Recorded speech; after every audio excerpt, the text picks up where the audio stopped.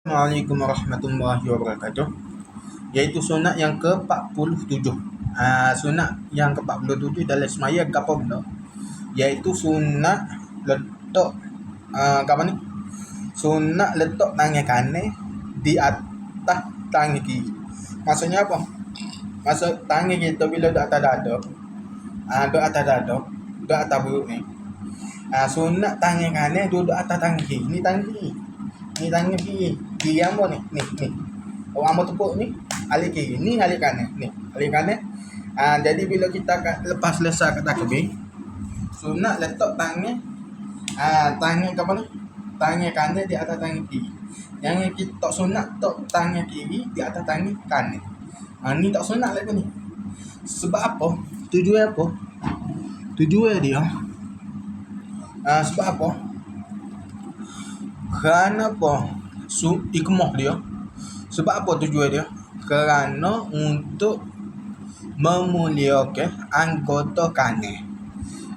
Untuk memuliakan anggota kanan. Sebab itulah kita bila kita letak tangan di atas dada, sunat letak tangan kanan di atas tangan kiri kerana nak memuliakan anggota alik kanan belakang. Tu sebab tu.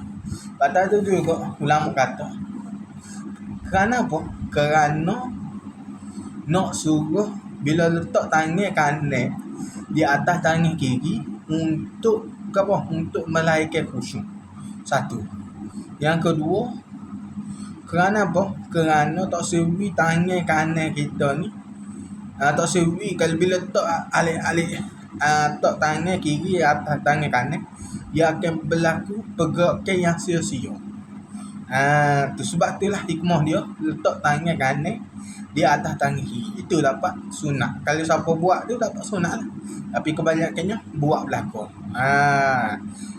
Memang kalau maya-maya mana-mana pun, kalau tak mengaji pun, memang kebanyakan buat tangan kalau dia nak tak tahu, dia buat tangan kanan di atas tangan kiri. Jarang benar berlaku kalau letak tangan kiri di atas tangan kanan. Bila semaya, bila letak di atas dada, jarang benar. Sekalipun orang tu jahil sekalipun. Tu.